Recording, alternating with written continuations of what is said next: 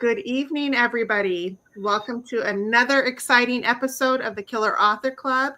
We've got an exciting VIP for you tonight. That's right, Gregg Hurwitz is here in the Killer Author Club hot seat.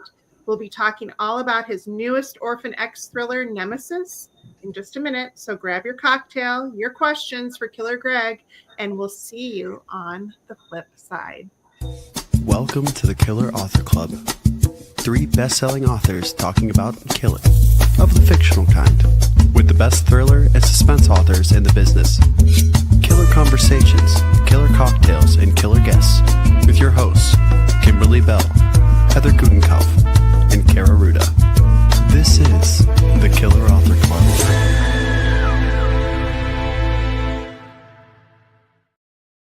Hello to all our new members. We have a whole bunch of them, including those of you from the Creepy Book Club that we met in sunny Scottsdale, Arizona, just this last weekend. We've dropped a link for the rest of you so you can check out exactly what the Creepy Book Club is all about. So much fun. So make sure you take a moment to check that out. And of course, welcome to all our killer OGs online or listening to the podcast. We are so happy you're here with us tonight. I'm Killer Heather Gutenkopf. I'm Killer Kara Ruda. And I'm Killer Kimberly Bell. And tonight we have Killer Gregg Hurwitz here with us to talk about NEMESIS and answer every burning question we have. So we have tons to talk about with all the usual killer fun. And speaking of fun, how about some fun in your inbox? The Killers have a newsletter chock full of bookish news, details of the Killers on tour. That's right. We are coming live and in person to the Sunshine State this March. So sign up at killerauthorclub.com so you're the very first to know all the big news. And also, if you don't get enough of our live shows, check out the Killer Postmortem, otherwise known as the After Show, which is exclusive to our podcast. And tonight's show will be available on your favorite podcasting app starting this Friday. Links to download are on, guess where, killerauthorclub.com. So, Kara, can you please introduce our special guest? I will. It's my pleasure. This is an amazing bio, actually. Okay, so Gregg is the New York Times #1 internationally best-selling author of 24 thrillers, including the Orphan X series. His novels have won numerous literary awards and have been published in 33 languages. Gregg currently serves as a co-president of the International Thriller Writers. Additionally, he's written screenplays and television scripts for many of the major studios and networks, comics for AWA, including the critically acclaimed anthology New Think, DC, and Marvel, and poetry. Currently, Gregg is actively working against polarization in politics and culture. To that end, he's penned the op-eds for the Wall Street Journal and The Guardian, The Bulwark, and others, and has produced several hundred commercials and creative content, which have gotten several hundred million views on digital TV platforms. He also helped write the opening ceremony of the 2022 World Cup. I don't know how he does it all. We'll find out. Congrats, Gregg, and welcome to the Killer Author Club. It's good to see you all. Thank you for having me. We're so happy you're here. Okay, and we have so many questions about NEMESIS, but can you start by giving us a brief elevator pitch about the story? Yes. Well, for those of you who don't know Orphan X, his name is Evan Smoke. He was taken out of a foster home at the age of 12 and trained in an off-the-books program to be an assassin. But his handler and father figure just loved him, the guy who was in charge of him. And he tells him something that I repeat in every book. He says, the hard part isn't going to be making you a killer. The hard part is keeping you human. And really what the books are about is this guy who's a black and white, hardcore assassin who lives by the 10 Assassins' commandments, slowly learning to speak the strange language of intimacy, which is something he was never taught. He wants to be a real human. And NEMESIS, for the first time, has him up against one of his only friends in the world who he has made. He has a code that is absolute. It's contained by the 10 Assassins' commandments, and this friend of his has crossed it. And so for the first time in this process of trying to become more human, he's up against this incredibly personal stake. So he's going, his best friend has crossed one of his key lines. He supplied weapons to people who he thinks he used to kill other people. And Evan is sort of relentlessly moving towards him. But there's all this sticky, messy human emotion that's between them. And so it makes this case incredibly personal. And it's the first time that he's really conflicted over things on a personal psychological level. Yeah, and we loved it. And we're going to get to all the details, or as many as we can without spoilers. But first, you guys start asking questions in the comments, please. And we also have to take time to talk about this episode's special drink. Kimberly. That's right. The killers love our cocktails and mocktails and to waters. So every episode, we ask our killer guests to come equipped with their favorite. And Killer Gregg has chosen a whiskey sour as his special drink tonight. Gregg, do you want to tell us why? Well, a whiskey sour. So first of all, in most mixed drinks, you don't ever want to waste a really fine whiskey because it's just sugar. And so it's sort of savagery to mix it up with something. But a whiskey sour is still booze forward enough that you can really get the character of the drink. I really like Buffalo Trace a lot. It's the same distillery that does Blanton's, which for me is the gold standard. It's the original single barrel bourbon. And I make a whiskey sour from scratch. I have my recipes on these Evan Smoke recipe cards, which Oh my gosh, that's awesome. I have a pretty good bar downstairs, which is called Smoke Barrel, named after Evan Smoke. And what I like a lot about a whiskey sour is you have to squeeze the lemon juice fresh. You have an egg white in there, which gives it a good froth. I shake the dirt out of it. I always like a glass, martini glass, which I frost in a freezer. It's got a little bit of simple syrup, though I tend to go lighter because bourbon's already got that really sweet, rounded edge. Meyer lemon is the key for the fresh squeezed lemon. You do a half of an orange wheel. You can do a maraschino cherry if you want. I don't always love adding that. And then I do a couple things that are kind of key, which is I add a tiny splash of bourbon vanilla extract. And then what I do is I dust the top with a little bit of cinnamon, straight cinnamon, so that the bite, which sits kind of beautifully, it rests on top of the kind of egg white froth. And that bitterness and the bite of the cinnamon goes well with the sort of sugared roundedness of the cocktail, but it also gives you a bite with it also. And so that's my favorite kind of combination. It's a great cocktail to make from scratch. And next time I want a cocktail, I'm coming to your house. You guys are all welcome. Come Tinder in over. a past life? No, but I'll tell you, my wife is an exceptional cook. And I can't do anything. Like my skills atrophied after toast and cereal, and she can cook almost anything. And so at some point I just realized, I really like booze to begin with. Novelist, of course, I drink a certain amount. And so I started to just make drinks more and more elaborately for her and for guests. And so I have a pretty good repertoire. I really, really enjoy it a lot. And Evan Smoke, which those of you who read the Orphan X books know, he's a connoisseur. He drinks the world's finest vodkas. And so even though my personal drink started with bourbon, if I write about his vodkas, sometimes the sales go up. So these companies send me like the world's best vodkas from all around the world, and they'll be like engraved to him. It's the best. So I'm going to upgrade this in the next books. I'm going to start having him in like a Bentley. I'm just going to see how far I can push the product placement to just get free smart. Sounds like a good plan to me. Sounds so good. Sounds so good. So cheers, Gregg, to another fabulous book. And cheers to you guys. Thank you for having me on. Absolutely.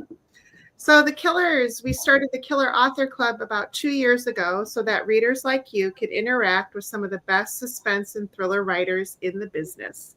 Our winter and spring lineup includes superstars like Lisa Unger, Amy Tintera, Peter Swanson, Nikki French, and so many more. So for dates, times, past episodes, etc., surf to killerauthorclub.com. But tonight, we're here to talk all about NEMESIS, and the praise for the book is beyond glowing. Red Carpet Crash says Evan Smoke is a weapon of mass entertainment. Action never stops. And Kirkus Reviews says Hurwitz snappy dialogue, propulsive prose, and larger-than-life characters consistently delight.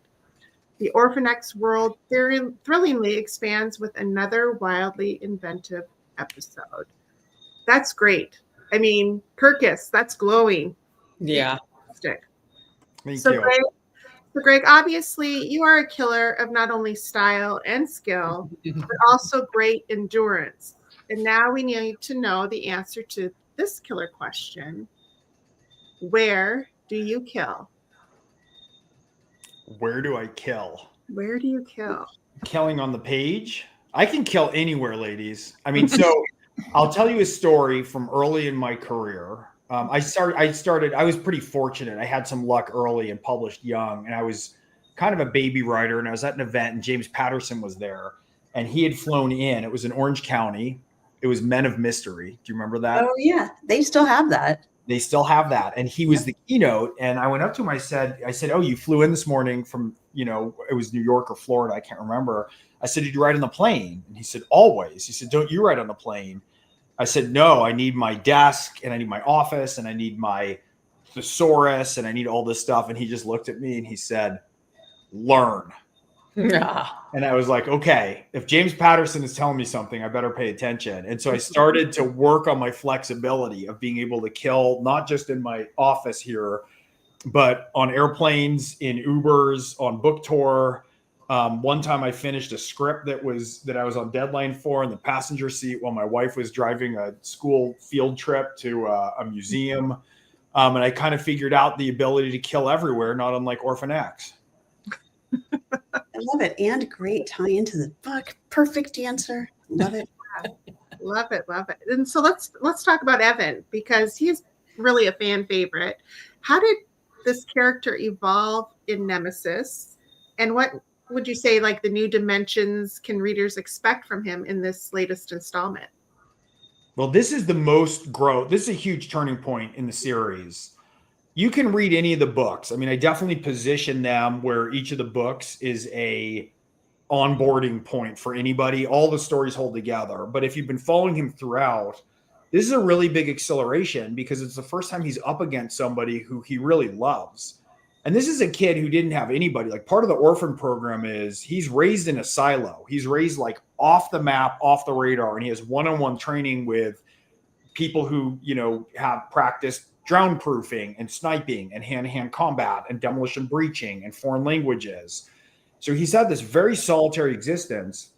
But in this, as I mentioned in the introduction, he's up against Tommy Stojak, who's the first person who really is someone who's watched his 6 o'clock. He supplies him his weapons. He supplies him his ordnance.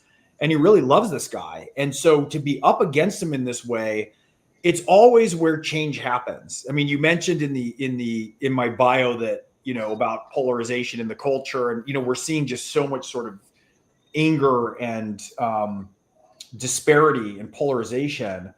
And I've noticed consistently that the one thing that really makes people change their frame, whether it is partisan or ideological or even a code like Evan's code, it's always through the personal. Like, I really had somebody who says, oh, I read the most fetching op-ed in the Washington Post and my worldview is now completely different. It comes from having friends who to be good, who are doing things that you don't understand. And you have to give them the benefit of thinking that there's more to it, that your sort of rigid code that you occupy in your life, there's got to be something else if somebody you care about that much thinks differently or believes differently or votes differently or has a different set of values. And so this book is really about that. I mean, Tommy's goes off to a state, he has a sworn promise to a friend of his who died in war in his arms. And he made a promise to him that he'd look after his kids if ever there was a problem. He's looking after these kids. These aren't good kids. They're a disaster. And Tommy's trying to figure out and fix it. And as Evan goes after him, because their codes have conflicted, pretty soon he moves on from Tommy to understanding that these are the types of young men, problematic young men, who he also goes after.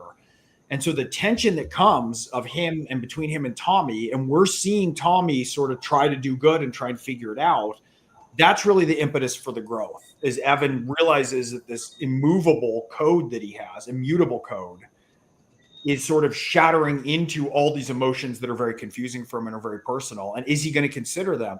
And I'll tell you, it's the first time there's sections of this book where I think readers will be surprised to find they're almost rooting against Evan. Like, he's such a relentless force of nature, and so you have the collision of these two codes together. And, the ending of the book is pretty shocking. It sort of shatters Evan open into a whole new world. And after this book, nothing about him and about the kinds of missions he conducts and how he approaches the world is going to be the same again. Yeah, and you really feel that in the book with Evan, the push-pull between like his emotions and what he thinks that he needs to be doing, right? So Edie asked a question. I hope I'm saying that right, Edie. Do you think killers, assassins actually do have codes of conduct? Yeah, absolutely. They just might not be codes. I mean, any good one will. Anyone has to have a set of ethics around their trade or profession. So some killers take any job for money. Some people won't kill kids. Some people kill only in the service of, certain types of jobs. And we can see this. There was that wonderful remake of the Day of the Jackal. I don't know if anybody saw it with Eddie Redmayne. The original Forsyth is spectacular. But there has to be a very strict ethic to any craft that's done. And the more meticulous and dangerous, the more it is. It's why there's such strong military codes. Mm-hmm. And when you're in these characters, you're writing so many other projects as well. Are these folks in your head all the time, or can you put them away for a little bit and then come back to them? I could put them away. I figured they were with you. Can you guys put them away? I can't put them away. Yeah. And not when I'm writing a series, they're with me. But if it's finished, I can put them on the shelf for a while. Yeah, I mean, that's one of the challenges is like sort of turning off the story engine. And so a lot of the best ideas I get is trying to fall asleep at night, or when I'm working out, or when I'm in the shower, or when I'm going walking, going hiking with the dogs. They're always sort of there. And so, it's definitely is a call to make sure that my characters and the stories are definitely ones that I'm maximally engaged with, because I spend more waking hours with Evan Smoke and Josephine and Tommy Stojak than I do with my family. Right. The bulk of what I do in my waking hours is spend time. So, I have to make sure it's really characters that I can find compelling. Yeah. And then when you do, we all do too. And a question really quick, I think you answered this, but can you jump into this book, or do you need to read the other books first? You can jump in with this one. And if you like it, you can go back. But I make sure that everyone's feet are on the ground very cleanly in each book. And I have new and bigger readers with each one, so it kind of proves the case, and then people go back and start over from the beginning often if they like them. Which is nice. And I like this question from Renee. What type of dogs do you have? As in the book, Josephine is Evan's, she's sort of his charge. She's a 17-year-old hacker, and she's a prodigy, and he got stuck with her, and they've become almost like family. It's a very important relationship. And at one point, he rescues a Rhodesian Ridgeback from a dogfighting ring, and he gives it to Joey. And Joey is afraid to name the dog because she's very vulnerable, but she's got a lot of armor on, and she fears if she ever names the dog that she'll grow too attached. So she just names him Dog the dog. But of course, she winds up falling completely in love with Dog the dog. And he's a Rhodesian Ridgeback, and I love Rhodesian Ridgebacks. So we have 3 of them, and then I have a little mutt that looks like Benji, who thinks she's a Rhodesian Ridgeback and masquerades as such. But they're big dogs. I mean, I have a 125 pounder, 110 pounder, and a 90 pounder. And they're active too, right? You have to walk them a lot. If you don't know the breed, when people come over, they think they're trying to kill each other, but they're just wrestling. But they'll like knock over tables, and I mean, like they really fight. They were bred to be lion hunters in Africa. Right. Great breeding, but they're the best dogs you can imagine. But yeah, our house is like Jurassic Park. It's just ridiculous. It's awesome. I love it. And speaking of Joey, Evan really feels the need to protect her. What is it about her that makes him step away from, that armor that he has put up in order to really look after her? What do you think that is? God, Joey's just so great. So I introduced Joey in the 3rd book in the series. It's called Nemesis. And Evan is on a mission, and he gets stuck with this kid. She's then 16, and she's a sort of genius hacker. And the first thing she does is try and beat him up because she thinks he's coming for him. She's very tough. She was in the program also, but she was washed out of the program. And she's very resilient and very tough and pretty brilliant, and she's witty. And part of what happened was the dynamic between her and Evan brought up so much humanity in Evan. She was like this light that shines across all the facets of him, because he's a pretty stoic character. He doesn't talk a lot. And at the end of Hellbent, you can see the exact scene. I was planning to kill her at the end of Hellbent. And I got to that scene and I just couldn't. Like, there was so much richness in the relationship between this 16-year-old kid who's like a sort of reject of the system. She's a reject of the orphan program. She's a total genius. Josephine Morales, she goes by Joey. And with Evan, their dynamic was so powerful and it was so humanizing for him. And I think part of what it is she's so tough, but she's got this just pot of roiling emotion beneath her. And it's right beneath the surface. And so she's super vulnerable, but she's super angry. And so like having Evan, who's, in his, call it mid to late 30s, it's not really specified, who has this very clean OCD, he verges on OCD, clean, antiseptic existence, right? He never gets involved with the mess of intimacy. To have him engaging with this tempestuous, brilliant young woman, it's such a perfect and continuous test for him. And their relationship for me is always one of the most important things in the books that I write about. Relationships and character are everything. Character is everything, and it's obvious, if I asked you guys what your favorite James Bond action sequence is, you'd probably pause and think for a moment, but we all immediately know how he takes his martini. So those draws back to characters and then characters in relationship. What's James Bond's relationship with Moneypenny, right? It evokes something right away. And those are always the things we come back to spend time with people. And so Joey's a very big part of that for me in the series. I think she's probably the number 2 over the course of the whole series. Very glad I didn't kill her. I'm glad you didn't kill her too. That's what I was thinking. I'm like, oh no, seriously. That's terrible then. Yeah.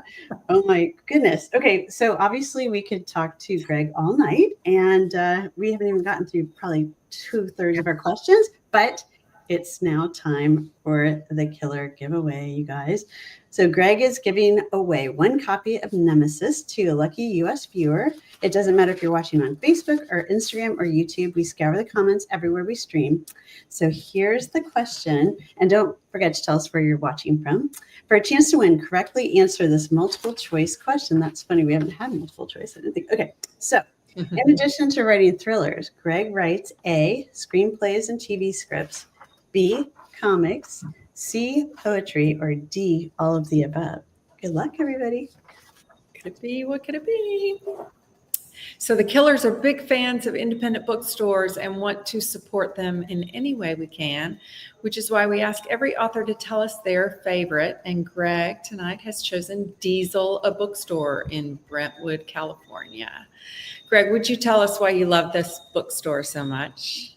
Well, there's a wonderful bookstore here in Brentwood that I did my first signings on, and it was called Dutton's, and it was just great. It's the first time I saw Robert Crace. Like, I have so many friendships that started in that bookstore, and they went out of business, and everyone was quite forlorn because there wasn't a great little independent bookstore on the West Side anymore. Book Soup is in Hollywood, and they're great too, but it was a little bit further. And then Diesel opened up this beautiful little bookstore, and it's right in the Brentwood Country Mart. It's right at the border between Brentwood and Santa Monica. They have a big courtyard, and they're just great. It's this great shop. It's you can walk right through it to the courtyard. On the other side, there's a bunch of booths with different kinds of food. It's a great location. And I must have done 15 signings there. And so that's my kind of home base. And, of course, if we get to shouting out other favorite independent bookstores, I have to name Murder by the Book in Houston. I love the Poison Pen. I'm very close with McKenna and Barbara both. I mean, there's a lot of them. But, next week, the book comes out a week from tonight. And where I'm going to kick it off is I've kicked off all the past ones, and that's a Diesel. So that's a shout out to my hometown bookstore. Amazing. Well, I just dropped the link to the bookstore in the comments. So you can order Nemesis. And if you get there before the book event, which is what, next week? Yes, a week from tonight, February 11. You can get it personalized. So order up, and along with any of the others on your wish list. And obviously, killers love to read, and the Killer Author Club is the place to share the love of fabulous books. They'll post pictures, write reviews, ask for recommendations, and give us yours. We love it when our TBR cup runneth over. So, which is why we want to ask Gregg, what are you currently reading? Right now, I am reading Ross McDonald, the Underground Man. I don't know that one. So here's what happened. Peter Abrahams. Do you know Peter Abrahams? He's a wonderful writer. He's in the Boston area, and I hadn't read him, and so I have a giant bookshelf of books to read. I'm sure you guys do too, and all these things get in the way of it, right? Because friends read books. I want to keep up with that. I get books to blurb. I do books for research. Things come flying in. And I have this bookshelf, and there's books on there that have been there for, I'm old enough now that they've been there for 30 years. And so one thing I started doing this year is saying, look, there's some books I've wanted to read forever, and I got to just start pulling out and reading them because I'm never going to get to them. And so Peter Abrahams, great writer, wrote a book called Oblivion, and I just thought it was spectacular. He's very much a writer's writer. Stephen King's a huge fan of his. And then I bought another one of his called End of Story. And it likewise was spectacular. And in End of Story, he mentions a Ross McDonald book, The Underground Man. And I thought, look, if I love the way this guy writes so much, let me just keep tracing that trail along. This happens to me a lot where I'm reading a book and they reference something else and I get the thing that's referenced. And so I kind of tucked into some Ross McDonald. I've read a lot more Chandler and Hammett and James M. Cain than Ross McDonald. I've read maybe one or two, and this one's just terrific. And so it's funny coming back to all of this, but the coolest thing was I had that Oblivion book. It's been on my shelf. It must have been on my shelf for 20 years.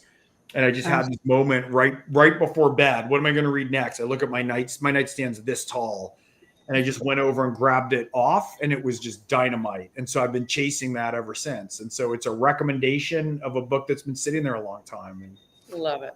Perfect. It sounds really good. Well, February is Black History Month, and while the Killer enjoy books by writers of color all year round, we thought we would highlight a few. So for me, one of my favorites is Bluebird by Attica Locke. And it follows Texas Ranger Darren Matthews as he digs into the murders of a Black man and a white woman in a tense, racially divided Texas town.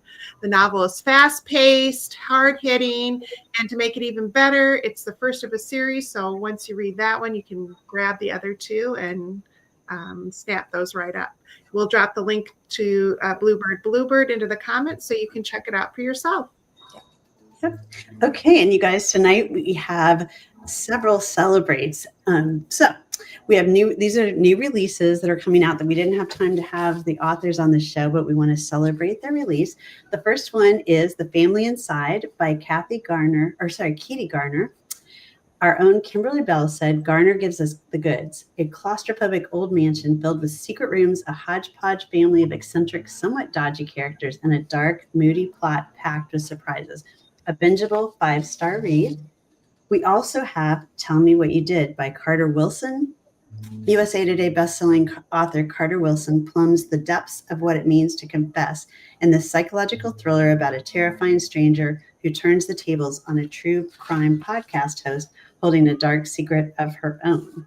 So you guys, we've got 3 copies of The Family Inside and 1 copy of Tell Me What You Did to give away to the lucky US viewers.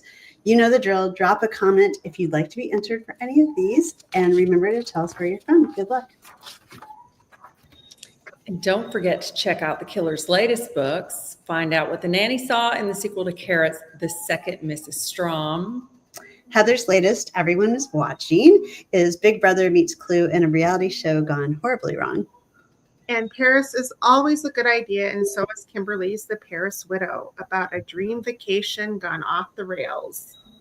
And speaking of Kimberly, her upcoming thriller, The Expat Affair, hits the shelves on June 3rd, but you can get a first look at the cover, a big cover reveal tomorrow at 12 noon Eastern. And Kimberly will be revealing the stunning cover. We've seen it. It's gorgeous. She'll be sharing it on all her socials. So at 11:59, run to your device, go to Kimberly's page and take a look. And then be sure to share her cover far and wide. We know you'll love it. Yeah, and I will love you forever. So guys, membership has its privileges. If you're on Facebook, check out our private members only group called the Killer Author Club, where all the killer magic is found, like giveaways galore. Every episode, the killers choose a name from the hat to win a piece of swag, t-shirts, mugs, candles, totes, hats, all of which can be found at killerauthorclub.com. But tonight's winner is Vicki Harris Gilgore. Congrats, Vicki. Please send one of us killers your address and we'll send you some swag. And folks, if you'd like to throw your hat in the ring to win some swag, all you have to do is become a member of the Facebook group, and I will drop that in the comments in just a second. And speaking of support, we'd love to thank Book Reporter for sharing our upcoming episodes in their newsletter. If you want to be up to date on all things bookish news, sign up for their newsletter at bookreporter.com. And Gregg, we have some really good news for you. You survived the Killer Author Club. Congratulations. We have this lovely badge for you.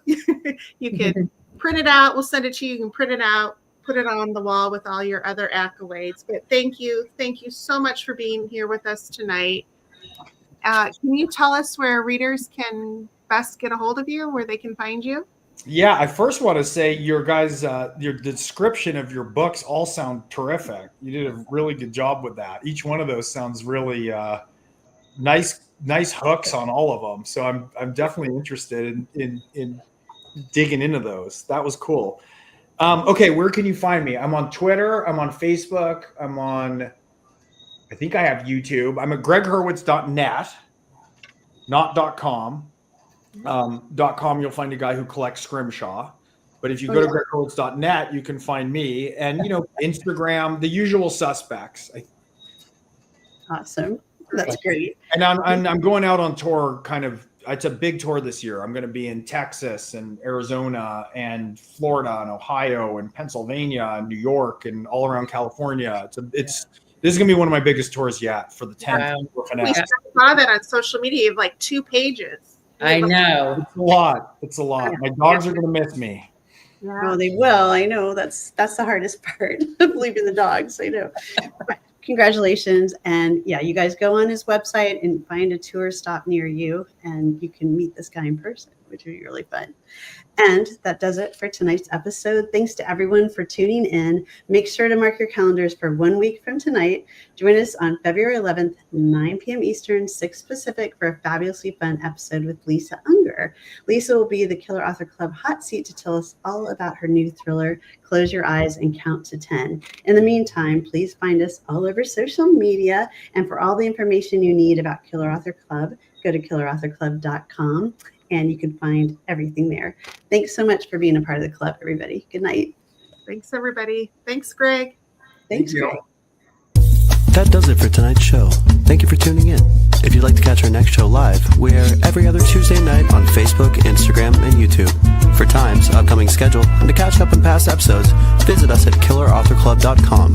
Happy reading. Now get on out there and kill that TBR.